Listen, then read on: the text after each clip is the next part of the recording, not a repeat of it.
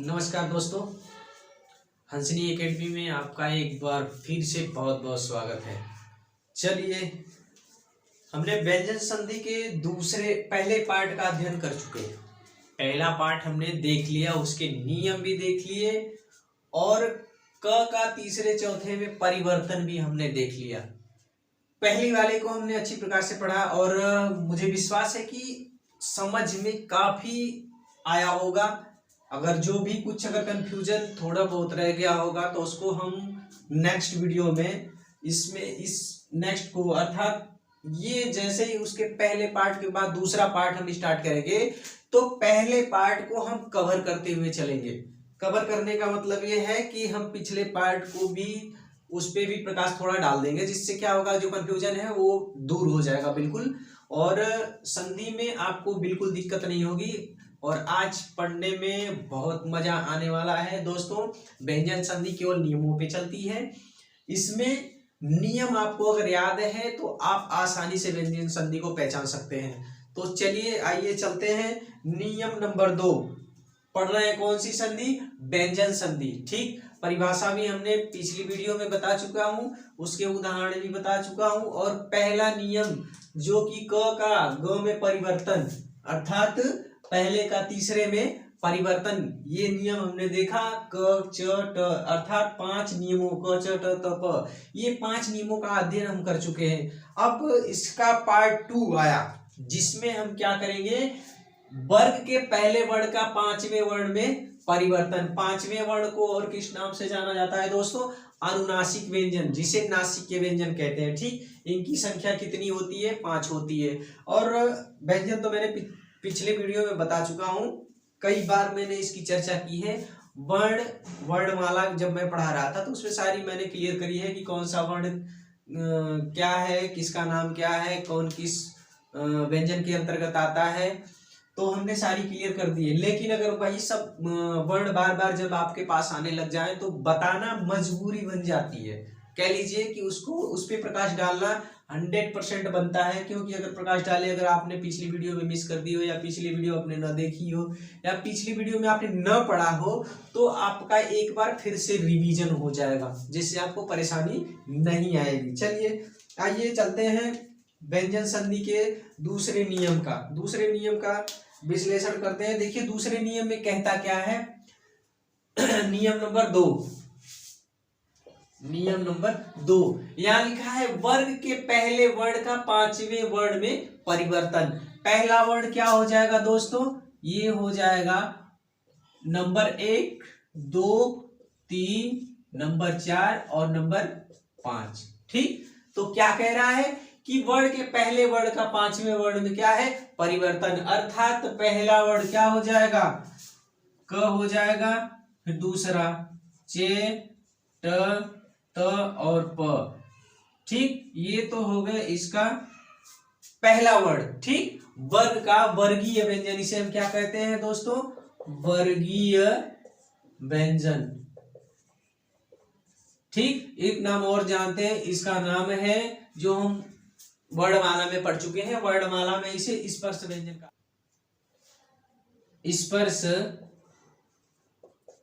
व्यंजन। ठीक, किस नाम से जानते हैं? स्पर्श व्यंजन। इनकी संख्या कितनी होती है?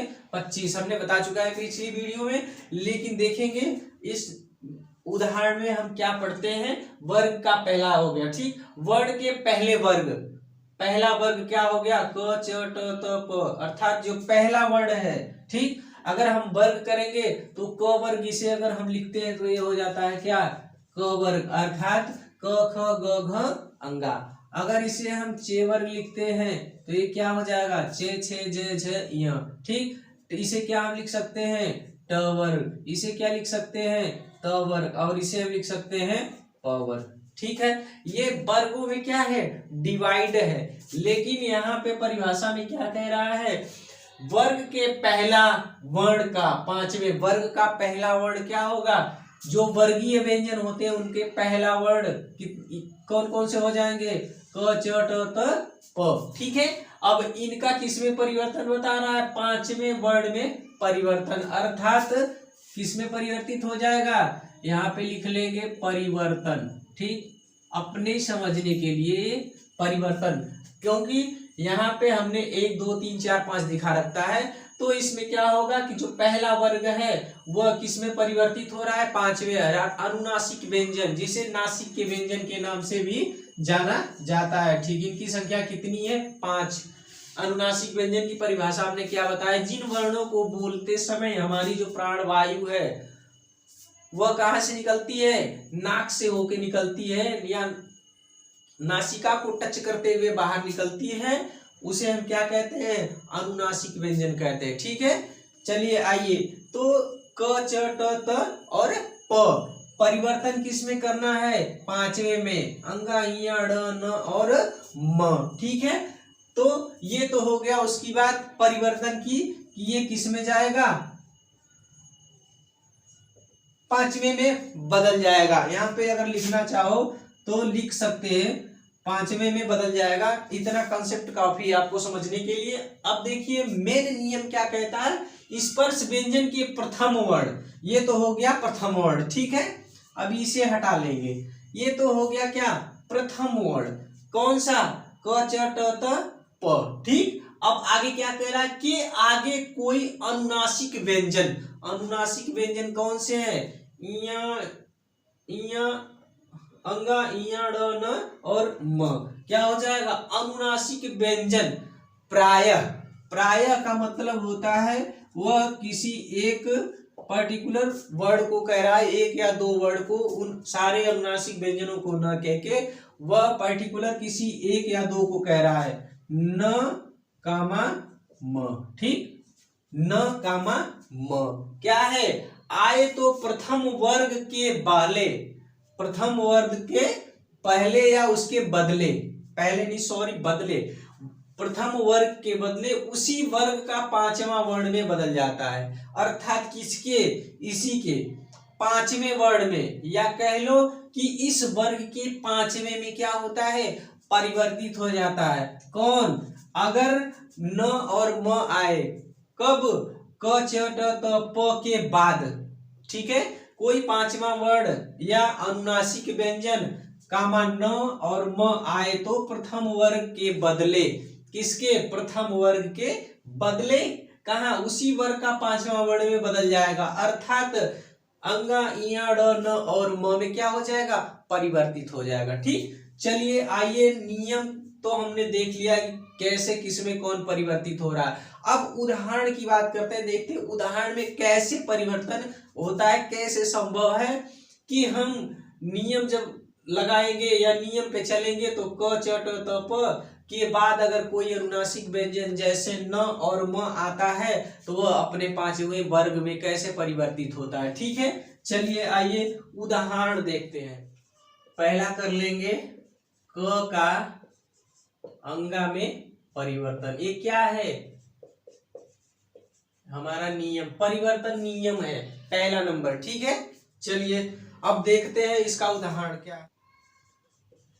वाक धन मैं बराबर क्या हो जाएगा दोस्तों, वांग्मय, वांग्मय। ठीक, इसे हटा लेते हैं अभी फिलहाल में, नियम नंबर 2 को देख लेते हैं, वांग्मय। अब देखिए संधि क्या है, हमने क्या देखा, नियम जो प्रथम 1 नंबर में नियम है क्या है, क का किसमें है, अंगा में परिवर्तन। क के बाद कोई क्या आ जाए, न और म आ जाए, ये न और म आ रहा है। ठीक है, न में से क्या है, न तो नहीं आया लेकिन म आया, दोनों वर्णों में से किसी एक वर्ण का आना इस संधि में संभव है, तभी तो नियम पे चलेंगे। चलिए आइए, तो वाक, वाक में क्या आ गया, पहला क आ गया प्लस म। ठीक, अगर वर्ग के पहले अक्षर के बाद अगर कोई अनुनासिक व्यंजन प्रायः न और म आता है तो वह अपने पांचवें वर्ण में क्या होता है, परिवर्तित हो जाता है। यहाँ पे कौन सा अक्षर आ गया, म, अर्थात क्या हो जाएगा, ये अंगा में क्या हो जाएगा, परिवर्तित हो जाएगा, क्योंकि नियम यही है, क और म का जब संधि होगी तो दोनों में क्या हो जाएंगे, मिलके क्या बनाएंगे, अंगा बनाएंगे। ठीक, कॉन्सेप्ट क्लियर हो गया। अब देखिए केवल इसमें नियम आप ध्यान रखिए, नियम आप ध्यान रखे रहेंगे तो जो संधि पूरे आसानी पूर्वक कर लेंगे, आपको कोई दिक्कत नहीं होगी और भली प्रकार से आपको समझ में आएगा। ठीक है, तो क्या हो गया, वांग्मय। ठीक, अब इसी का हम नंबर 2 देख, वाक धन मात्र बराबर वांग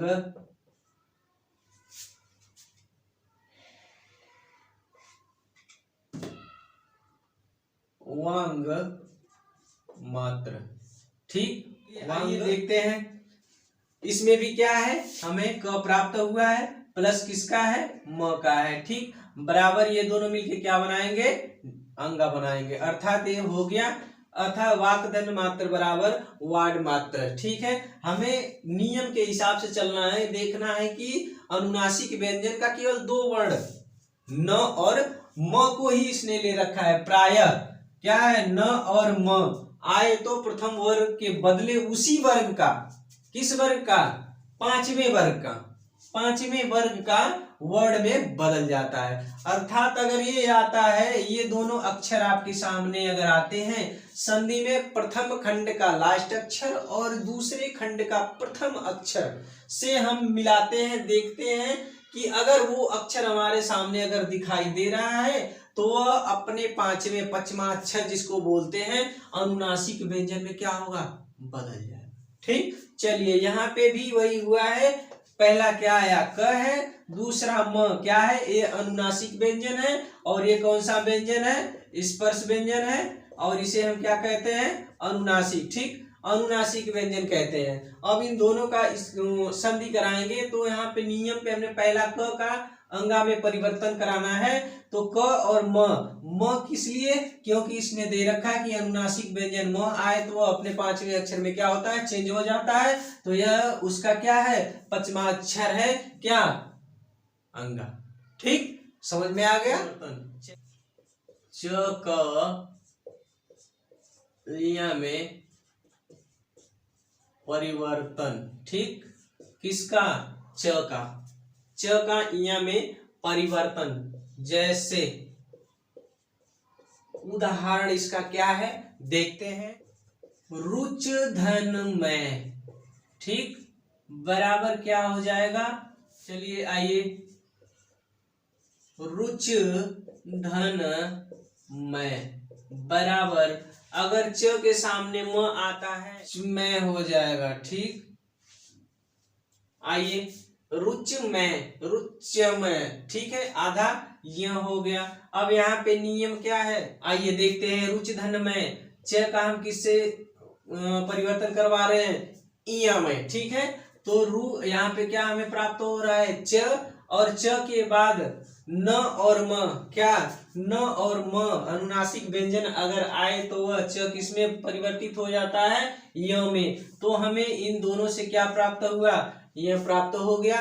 अर्थात च का य में परिवर्तन, अर्थात जब हम पहले खंड का वर्ग का पहला अक्षर अगर इसके बाद, इन पांचों के बाद प्रायः न और क्या आ जाए, म, क्योंकि नियम हमने पहले ही बना रखा है और बाहर करके लिख रखा है इनसे निकाल के, ताकि आपको उसे ढूंढना न पड़े।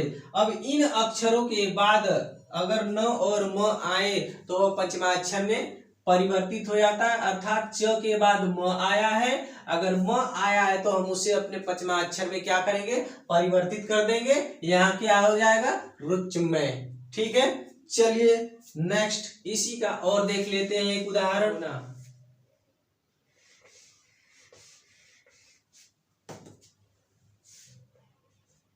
ट का ड़ होना। ठीक, केवल स्थान बदल देंगे, यहां से ट का ड़। हमने पहला नियम देख लिया, अब दूसरा नियम देख लिया, अब हम देखेंगे तीसरा, ट का अणा में कैसे हम परिवर्तित करवाते हैं। ठीक है, इसका पहला उदाहरण है, सट धन मास बराबर षड मास। ठीक है, यही होगा, यही होगा। चलिए आइए देखते हैं, यहाँ पे क्या है, ट है, ठीक, प्लस म है। ठीक, लिख सकते हैं, अगर म ऐसे नहीं लिख सकते तो आप सीधे म धन आ भी लिख सकते हैं, कोई दिक्कत की बात नहीं है। अब इसको अगर करना चाहें तो इसे इसमें से बाहर निकाल देंगे, हलंत वर्ण हो जाएंगे सारे, क्योंकि जब व्यंजन से हम स्वर को अलग करते हैं तो कैसे वर्ण बन जाते हैं, हलंत बन जाते हैं। ठीक है, चलिए तो इसे हम ऐसे लिख सकते हैं इक्वल टू ड। ठीक है, क्या हमें प्राप्त क्या करना है, नियम के अनुसार ट का ड में क्या करना है, परिवर्तन। लेकिन उसका कंडीशन क्या है, जो दूसरा खंड है किसका, संधि का, जो दूसरा खंड है इन दोनों में से क्या है, कोई वर्ण उसमें आना अनिवार्य है। अगर ये दोनों आएगा जब तो हम करवाएंगे इसका खंड संधि, जब तो ये हमें प्राप्त होगा। अगर ये दोनों अगर नहीं आते हैं इसकी जगह दूसरे खंड में तो क्या है, ये संधि हम क्या है गलत कर बैठेंगे, कहीं ना कहीं मिस्टेक कर बैठेंगे, अर्थात हमारा क्या होगा, एग्जामिनेशन में 1 नंबर चला जाएगा। ठीक है, तो हमें इसका भी ध्यान, जो नियम इसके नियम तो अहम भूमिका निभाता है। जिस नियम पे अगर वो संधि हो रही उस नियम को जानना बहुत जरूरी है, उनके एक एक अवयव को जानना जरूरी है। तो देखिए इसमें हमने क्या देखा है कि ये दोनों नासिक के व्यंजन हैं, जो इन दोनों का दूसरे खंड में आना अनिवार्य है। किस नियम के अंतर्गत, वर्ग के पहले वर्ण का 5वें अक्षर में जब हम संधि कराते हैं तो इसमें 2 वर्ण को ले रखा है। क्या कह रहा है कि खंड के पहले खंड के लास्ट अक्षर में क्या होगा, वर्ग का पहला अक्षर होगा, कोई सा भी हो। ठीक, जो नियम है इसमें से कोई सा अक्षर हो, क्रमशः इसके बाद जो खंड का दूसरा है, दूसरे खंड का पहला अक्षर है, उनमें इन दोनों का होना अति आवश्यक है। अगर ये दोनों होंगे तभी अपने पंचमाक्षर में क्या होगा, बदल जाएगा। ठीक, तो आइए देखते हैं यहाँ पे ट प्लस म, ये क्या है, पहला अक्षर अर्थात वर्गीय व्यंजन का पहला अक्षर, पहला ही है ना, पहला अक्षर। ठीक, और दूसरे नंबर पे क्या है, म प्राप्त हो रहा है। म क्या है, इसके बाद यहाँ पे लिख रखा है क च ट त प के आगे कोई अनुनासिक व्यंजन, अर्थात ये क्या है, अनुनासिक व्यंजन। न म क्या है, अनुनासिक व्यंजन है। ये दोनों क्या है, अनुनासिक व्यंजन है। अब देखिए अनुनासिक व्यंजन जब इसके बाद आता है किसके, वर्गीय व्यंजन, पहले वर्गीय व्यंजनों के बाद में, अर्थात आगे या दूसरे खंड का पहला अक्षर कह लो, तो वह किस में परिवर्तित हो जाएगा, ड में परिवर्तित हो, सॉरी ड में परिवर्तित हो जाएगा। तो हमारी संधि क्या बनेगी, सट धन्य मास बराबर षड मास।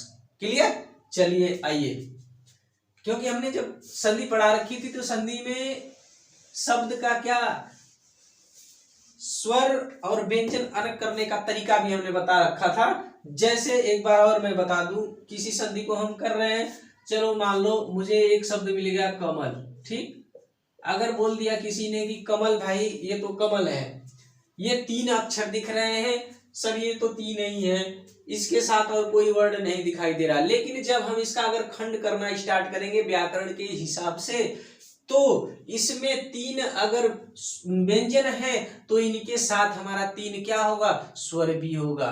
लेकिन इस समय अप्रत्यक्ष रूप से है, क्यों हमें दिखाई नहीं दे रहा है, लेकिन जब हम इसका खंड करेंगे तो यह प्रत्यक्ष रूप से क्या होगा, दिखाई देने लगेगा, और जो व्यंजन वर्ण है वो हलंत रूप में दिखाई देने लगेगा। कैसे, देख लो, क हो गया, क के बाद हलंत करेंगे प्लस अ हो जाएगा। क्यों हो जाएगा, क्योंकि हमारे क के साथ क्या है, स्वर एक जुड़ा हुआ है, तभी हमें क बोलने में क्या है, सुविधा होती है। अर्थात व्यंजन वर्ण को बोलने के लिए हमें स्वरों की आवश्यकता पड़ती है।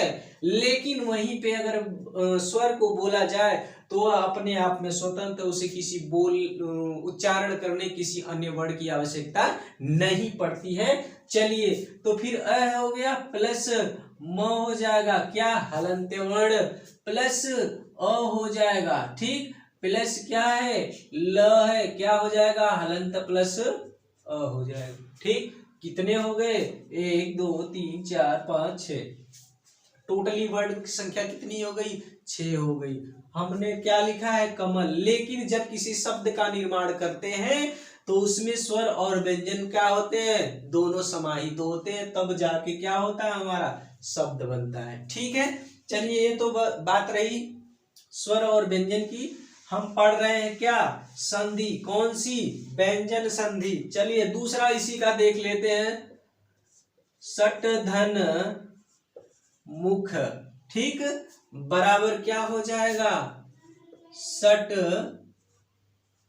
मुख, यही होगा ना, सन्मुख या सन्मुख भी कह सकते हैं, या अड़ा है ना आधा, अड़ा सन्मुख, ठीक है।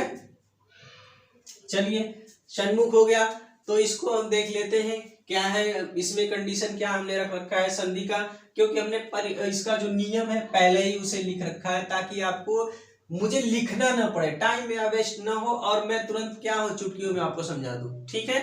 चलिए चुटकियों में समझाना, जितनी जल्दी आपको समझ जाए, जितनी जल्दी आप पकड़ ले, जितनी जल्दी आप कैच कर ले, आपके लिए क्या होगा, फायदेमंद होगा, ठीक है। चलिए आइए चलते हैं, सट धन मुख, इसमें ट क्या है, ट क्या है, कह लो स्पर्श व्यंजन, ठीक, स्पर्श व्यंजन, ठीक। इसमें म क्या है, ये है अनुनासिक व्यंजन,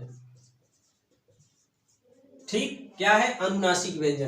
अब हमें नियम में क्या बता रखा है, किसी वर्ण के प्रथम वर्ग या कह लो स्पर्श व्यंजन के बाद कोई अनुनासिक, अर्थात उसके बाद कोई अनुनासिक व्यंजन आता है तो पचमा अक्षर में क्या होता है, बदल जाता है, लेकिन उसका एक कंडीशन है कि न और म आ जाए, ठीक है, न और म आ जाए तो यह अपने पचमाक्षर में बदल जाता है, ठीक। लो भैया, तो अब बदल के मैं दिखा रहा हूं कैसे बदलेगा। ये हो गया ट प्लस म बराबर ड़, मिला। अब क्या है, ट स्पर्श व्यंजन है। अब स्पर्श व्यंजन के बाद एक अनुनासिक व्यंजन भी आया है, कौन, म, कौन सा है, म है, ठीक। जब अनुनासिक व्यंजन आता है तो म, यह क्या होता है, ट पहला वर्ग अपने पांचवें अक्षर में क्या होता है, चेंज हो जाता है, तो उसका ड़ हो जाएगा, अर्थात क्या हो जाएगा, षण्मुख, संधि क्या बनेगी हमारी, षण्मुख, ठीक। चलिए नेक्स्ट, ये तो रहा ट का नियम, तो का न में परिवर्तन, ठीक, त का न होना या न में परिवर्तन कर लीजिए, बात एक ही है, लेकिन हम कॉन्सेप्ट पे ध्यान देंगे, ठीक है। चलिए इसका हम पहला उदाहरण देख लेते हैं। पहला उदाहरण, सत धन मार्ग बराबर क्या होगा, बराबर सन मार्ग, ठीक है। सत धन मार्ग बराबर सन मार्ग, यहाँ पे तो क्या है, हम नियम कौन सा आ गए, चौथा नंबर नियम पढ़ रहे हैं, तो का न में परिवर्तन, ठीक है। ये क्रमशः क्या होंगे, अगर ये दोनों वर्ड आते हैं तो ये क्रमशः अपने पचमा में क्या होंगे, बदलते जाते हैं, ठीक है। चलो तो क्या है, ये वर्गीय व्यंजन का पहला अक्षर है, अर्थात स्पर्श व्यंजन कह लो, वर्गीय व्यंजन का पहला कह लो, दोनों एक ही बात है, ठीक है। यहाँ पे त हो गया, अब हम किससे इसमें संधि कर रहे हैं, पहले खंड के लास्ट अक्षर और दूसरे खंड के पहले अक्षर से हम केवल मतलब रखेंगे, जब ही हमें पता चलेगा। प्लस म क्या है, ये अनुनासिक व्यंजन है जो कि हमने पहले ही निकाल रखा है, क च ट त प के बाद प्राय न और म आ जाए तो त का क्या हो जाता है, बराबर न, ठीक। अब इस न को हम जब लिखेंगे, यहाँ पे क्या है, ये न आ गया, ऐसे भी लिख दे तो कोई दिक्कत की बात नहीं है, लेकिन दोनों की जब हम संधि कराएंगे तो सन मार्ग, ठीक है। किसका उदाहरण है, तो का न में परिवर्तन, उदाहरण और ये नियम नंबर 4, ठीक। इसका दूसरा देख लेते हैं, उत धन नति बराबर उन्नति, ठीक। उत धन नति बराबर उन्नति, उन्नति मीन्स क्या होता है, बढ़ोतरी, ठीक है, उत्थान, ठीक है। चलिए आइए, उत धन तो क्या है, फिर वही नियम लगाएंगे सीधे, त के बाद क्या आ गया है, यहाँ न आ गया है। अब म की जगह न आया तो कंडीशन है कि इन दोनों में से कोई भी वर्ण आ जाए, ठीक है, अनुनासिक प्राय इन दोनों में से कोई आ जाए तो हमारा जो वर्गीय व्यंजन है पहला प्रथम वर्गीय व्यंजन अपने पांचवें में क्या होता है, परिवर्तित। हमने कितनी बार बता चुका कि यह पांचवें में क्या होता है, परिवर्तित हो जाता है। चलिए घबराने की बात नहीं है, परिवर्तित इनको होना है क्योंकि ये नियम से क्या है, प्रतिबद्ध है, नियम के विरुद्ध नहीं है, ये नियम पे चलने वाले हैं, ठीक है। आदमी जब किसी नियम को धारण करता है या किसी नियम के तहत वो चलना स्टार्ट करता है ना, तो एकदम बिल्कुल सटीक रास्ते पे जाता है, ठीक है। वो इधर उधर भटक ही नहीं सकता, बिल्कुल उसकी मंजिल उसे लगता है कि बहुत करीब है, क्योंकि वह सत्य के रास्ते पे चल रहा है। कहा जाता है कि सत्य परेशान हो सकता है बट पराजित नहीं। तो सत्य थोड़ा डगमगाएगा, परेशान हो जाएगा, लेकिन अंत तो गत्वा क्या है, उसकी विजय ही होगी, अर्थात सही रास्ते पे जा रहा है तो मंजिल तक पहुंच ही जाएगा। चलिए तो हम भी मंजिल तक आपको पहुंचा ही देंगे, घबराइए नहीं। ये संधि में ऐसे पढ़ाने के बाद मैं फिर इसके बाद नियम ऐसा ट्रिक बना दूंगा, नियम कि नियम का जो ट्रिक है आपके जहन में याद रहेगा और कभी भूलेंगे नहीं। और अभी तो फिलहाल में चल रहे हैं तो इसका विस्तृत रूप लेके चल रहे हैं ताकि सारी चीजों को एक बार पढ़ा सकूं, ताकि आपको समझ में आ जाए। और जब विस्तृत रूप से पढ़ाया हुआ चीज अगर उसको ट्रिक रूप में समझाए तो बड़े जल्दी समझ में आ जाता है। चलिए ठीक है, आइए त का न, अर्थात त के बाद क्या है, अनुनासिक व्यंजन है, तो यह अपने पांचवा अक्षर में क्या बदल रहा है, अपने को क्या कर रहा है, ये त न में परिवर्तित कर रहा है, अर्थात नियम तो यही है। और त का जब न में परिवर्तित होगा तो क्या हो जाएगा, हमें शब्द मिलेगा उन्नति, ठीक है, उन्नति। चलिए लास्ट प का म में, प का म में परिवर्तन, इसमें है अपधन्मय, बराबर क्या हो जाएगा, अम्मय, अम्मय, ठीक। अप प क्या है, वर्गीय व्यंजन का क्या है, पहला वर्ण है, ठीक है, यहाँ पे हम प कर लेंगे, प्लस म क्या है, अनुनासिक व्यंजन है। अगर हम प का म में योग कराते हैं तो वह अपने पांचवा अक्षर अर्थात किस में बदलेगा, पांचवा अक्षर में, अर्थात इसको आधा म लिख सकते हैं या पूरा म भी लिखेंगे तो कोई दिक्कत की बात नहीं है, लेकिन दो म जहाँ पे आ जाते हैं वहां पे हम क्या करते हैं, लिख देते हैं, पहले वाले म को पूरा आधा लिखते हैं और दूसरे वाले को पूरा लिखते हैं, यह अ प्लस अ, क्या हो जाएगा, अम्मय। कौन सा शब्द मिला, अम्मय, किसके योग से, खंड के लास्ट वाले अक्षर प और दूसरे खंड के अनुनासिक व्यंजन म के योग से हमें क्या प्राप्त हुआ, म, और शब्द हमारा क्या बना, अम्मय, ठीक है।